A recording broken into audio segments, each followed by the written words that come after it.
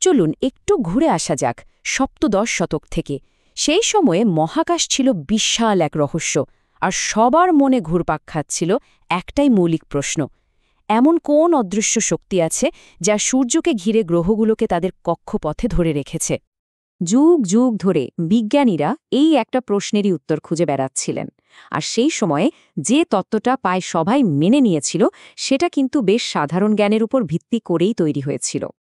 তো এই তত্ত্বটা দিয়েছিলেন ফরাসি দার্শনিক রেনে দেকার্ত। আর সত্যি বলতে কি, তত্ত্বটা শুনতে দারুণ যৌক্তিক মনে হতো। ভাবা হতো যে পুরো মহাবিশ্বটাই যেন একটা বিশাল ঘড়ির মতো, একটা মেশিন, যেখানে একটা গিয়ার আরেকটা গিয়ারকে ঘোরাচ্ছে। কোনো অদৃশ্য আজগবি শক্তির ব্যাপার স্যাপার নেই, যা কিছু ঘটছে সবই যান্ত্রিক, সবই চোখের সামনে। কিন্তু আসরে নামলেন আইজ্যাক নিউটন। আর তিনি কিন্তু শুধু শুনে বিশ্বাস করার পাত্র ছিলেন না, তিনি ছিলেন একজন জাত অনুসন্ধানী। তাই তিনি ঠিক করলেন সেই সময়ের সবচেয়ে জনপ্রিয় এই তত্ত্বটিকেই তিনি গণিতের কাঠগড়ায় দাঁড় করাবেন। এখানেই আসল মজাটা। নিউটন কিন্তু শুরুতেই তত্ত্বটা উড়িয়ে দেননি, বরং তিনি বিষয়টাকে খুব গুরুত্বের সাথেই নিয়েছিলেন।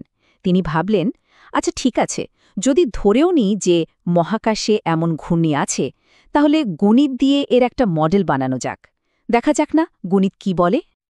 আর তার বানানো মডেল থেকে খুব পরিষ্কার একটা নিয়ম বেরিয়ে এলো। ঘূর্ণিতত্ত্ব যদি সত্যি হয়, তাহলে যে কোনো গ্রহের একবার ঘুরে আসতে যে সময় লাগবে, সেটা তার দূরত্বের বর্গের সমানুপাতিক হবে। মানে এটাই হওয়ার কথা যদি ঘূর্ণিতত্ত্বটা সত্যি হয়। তো তত্ত্ব তো হলো, গণিতও হলো।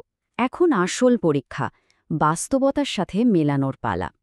এতদিন ধরে জ্যোতির্বিজ্ঞানীরা টেলিস্কোপ দিয়ে যা দেখে এসেছেন, তার সাথে কি এই গণনা মিলবে? আর এখানেই হলো আসল টুইস্ট। বাস্তবে যা দেখা যাচ্ছিল, তার সাথে এই গণনার কোনো মিলই নেই।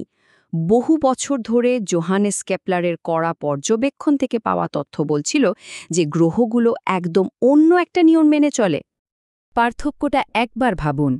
একদিকে দেকার্তের তত্ত্ব বলছে সম্পর্কটা হওয়া উচিত পাওয়ার 2 বা বর্গের, আর অন্যদিকে কেপলারের বছরের পর বছরের জমানো তথ্য বলছে যে সম্পর্কটা আসলে পাওয়ার 1.5 বা 1.5 ঘাতের। এটা কোনো ছোটখাটো ভুল না, দুটো তত্ত্বের মধ্যে আকাশ-পাতাল তফাত। এর একটাই মানে দাঁড়ায়, সেই সময়ের সবচেয়ে জনপ্রিয়, সবচেয়ে যুক্তিসঙ্গত বলে ধরে নেওয়া তত্ত্বটা আসলে ভুল ছিল। মানে গণিত যখন বাস্তবতাকে পরীক্ষা করতে গেল, তখন পুরো তত্ত্বটাই হুড়মুড়িয়ে ভেঙে পড়ল। নিউটন নিজেই তার বিখ্যাত বই প্রিন্সিপিয়া ম্যাথমেটিকায় সোজা সাপটা ভাষায় এই তত্ত্বের ইতি টেনে দেন। এর চেয়ে পরিষ্কার করে আর কিছু বলা সম্ভব না। দেখুন, একটা চালু তত্ত্বকে ভুল প্রমাণ করা তো একটা বড় কাজ, কিন্তু সেটার জায়গায় আরও ভালো, আরও সঠিক একটা তত্ত্ব দাঁড় করানো, সেটা আরও অনেক বড় চ্যালেঞ্জ। আর নিউটন ঠিক সেই চ্যালেঞ্জটাই নিলেন। আগের তত্ত্বের মতো কোনো কল্পনার ওপর ভিত্তি করে নয়, নিউটন কাজ শুরু করলেন একেবারে নক্কল প্রমাণ দিয়ে, মানে কেপলারের পর্যবেক্ষণগুলো দিয়ে। তিনি একদম উল্টো দিক থেকে শুরু করলেন। আগে দেখলেন কি ঘটছে, তারপর সেই ঘটনা থেকে সূত্রটা খুঁজে বের করার চেষ্টা করলেন। আর এই পথেই তিনি প্রকৃতির অন্যতম গুরুত্বপূর্ণ একটা নিয়ম আবিষ্কার করে ফেললেন, ইনভার্স স্কোয়ার ল। সহজ করে বললে, গ্রহগুলোকে যে শক্তিটা সূর্যের দিকে টানছে, সেই শক্তিটা দূরত্বের সাথে সাথে কমে যায়। কাছে থাকলে টান বেশি, দূরে গেলে টান কমে যায়। কিন্তু কতটা কমে? ঠিক দূরত্বের বর্গের হারে। এই পর্যন্ত তো ঠিক ছিল, কিন্তু এরপর নিউটন যে প্রশ্নটা তুললেন, সেটাই ছিল যুগান্তকারী। তিনি পৃথিবীর খুব সাধারণ একটা ঘটনাকে জুড়ে দিলেন মহাবিশ্বের বিশালতার সাথে। প্রশ্নটা শুনতে খুব সহজ, কিন্তু এর ভেতরের ভাবনাটা ছিল একেবারে বৈপ্লবিক।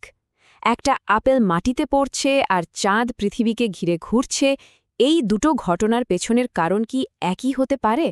মানে পৃথিবীর নিয়মকানুন কি মহাকাশেও খাটে, নাকি দুটো আলাদা জগৎ? আর নিউটন শুধু ভেবেই থেমে থাকেননি। তিনি এটাকেও গণিত দিয়ে পরীক্ষা করার সিদ্ধান্ত নিলেন। তিনি হিসাব করলেন, চাঁদ তো সোজা চলে যেতে চায়, কিন্তু পৃথিবীর টানের জন্য সে ক্রমাগত পৃথিবীর দিকে পড়তে থাকে, আর এভাবেই কক্ষপথে ঘুরতে থাকে। তো প্রতি মিনিটে সে ঠিক কতটা পড়ে? আর তার গণনা থেকে যে সংখ্যাটা বেরিয়ে এলো, সেটা ছিল অবিশ্বাস্য, প্রায় 15 প্যারিসিয়ান ফুট। এটা কোনো আন্দাজে বলা সংখ্যা ছিল না, এটা ছিল তার নতুন সূত্রের ওপর ভিত্তি করে করা এক নিখুঁত গণনা। আসল ম্যাজিকটা ঘটল এর পরেই। দেখা গেল বাস্তবে চাঁদ ঠিক ওই পরিমাণই পৃথিবীর দিকে সরে আসে। ব্যাস, প্রমাণিত হয়ে গেল যে শক্তি আপেলকে মাটিতে ফেলে, ঠিক সেই একই শক্তি চাঁদকে আকাশে ধরে রাখে। এই এক আবিষ্কারে স্বর্গ আর মর্তের মধ্যেকার দেয়ালটা ভেঙে গেল। জানা গেল একই নিয়মে চলছে গোটা বিশ্ব। একবার ভাবুন এর প্রভাবটা কতটা গভীর ছিল।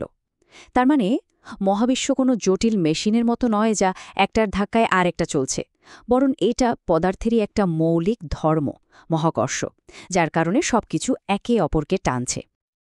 এই একটা সূত্র ভাবা যায় কত কিছুর ব্যাখ্যা দিয়ে দিল।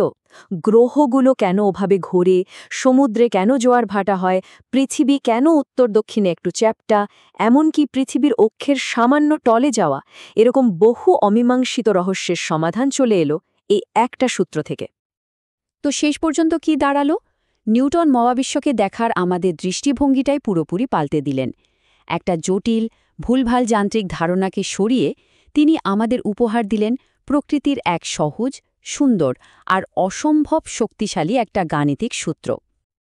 এই পুরো ঘটনাটা কিন্তু আমাদের একটা দারুণ প্রশ্নের সামনে দাঁড় করিয়ে দেয়। নিউটন তার সময় সবচেয়ে বড় কমন সেন্সকে প্রশ্ন করার সাহস দেখিয়েছিলেন।